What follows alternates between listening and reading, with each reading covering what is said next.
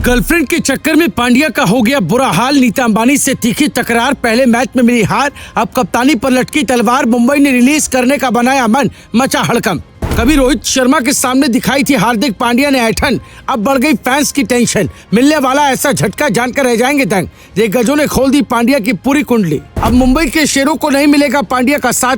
आकाश अंबानी से हो गई मैनेजमेंट की सारी बात। पांड्या का मुंबई इंडियंस में रहना हुआ नामुमकिन। माइका शर्मा की जानकर उड़ गई नींद। जी हाँ, इस वक्त हार्दिक पांड्या के तारे ऐसे गर्दिश में चल रहे हैं जिसने माइका शर्मा की भी नींद उड़ा दी होगी।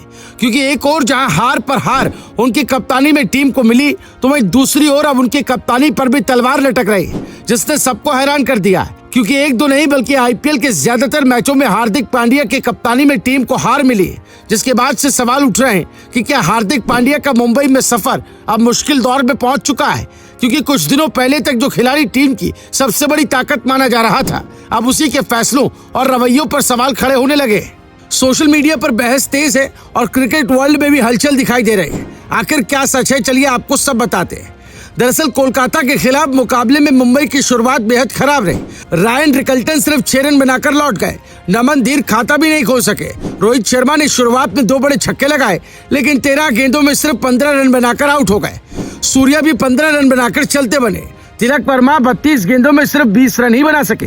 कप्तान हार्दिक पांड्या खुद भी टीम को संभाल नहीं पाए और 27 गेंदों में सिर्फ 26 रन बनाए। आखिरी समय में कॉर्बिन बॉश ने 18 गेंदों पर नाबाद 32 रन ठोके, लेकिन टीम किसी तरह 147 रन तक ही पहुंच सके। यही स्कोर बाद में मुंबई की सबसे बड़ी परेशानी बन गया।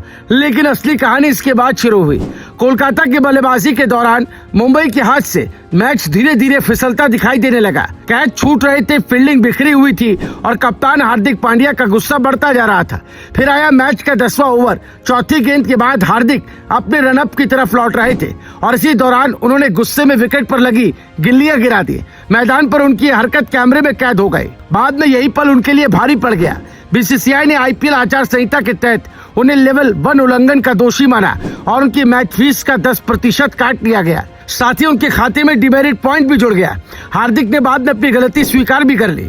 हालांकि हार के बाद इंग्लैंड के पूर्व कप्तान माइकल वॉन ने ऐसा बयान दिया जिसने पूरे क्रिकेट वर्ल्ड में भूचाल ला दिया। माइकल वॉन ने साफ कहा कि मुंबई इंडियंस को हार्दिक पांड्या को रिलीज कर देना चाहिए और उनकी जगह कैमरून ग्रीन को वापस लाना चाहिए।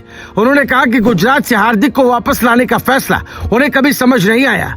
वॉन का कहना था कि गुजरात में हार्दिक अलग माहौल में सफल थे, लेकिन मुंबई में कहानी उल्टी पड़ गई। इतना ही नहीं, केकेआर के पूर्व टीम डायरेक्टर जॉय भट्टाचार्य ने भी इस राय का समर्थन कर दिया।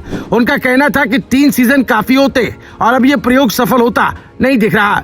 यही वजह है कि अब सोशल मीडिया पर बहस और तेज हो गई। कुछ लोग कह रहे हैं कि कप्तानी का दबाव हार्दिक पर साफ दिखाई दे रहा है। आंकड़े भी सवाल खड़े कर रहे हैं। आईपीएल 2026 में हार्दिक की कप्तानी में मुंबई ने 9 मुकाबले खेले और सिर्फ 2 जीत हासिल की। बल्लेबाजी में उन्होंने 172 रन बनाए और गेंदबाजी में सिर्फ 4 विकेट ली।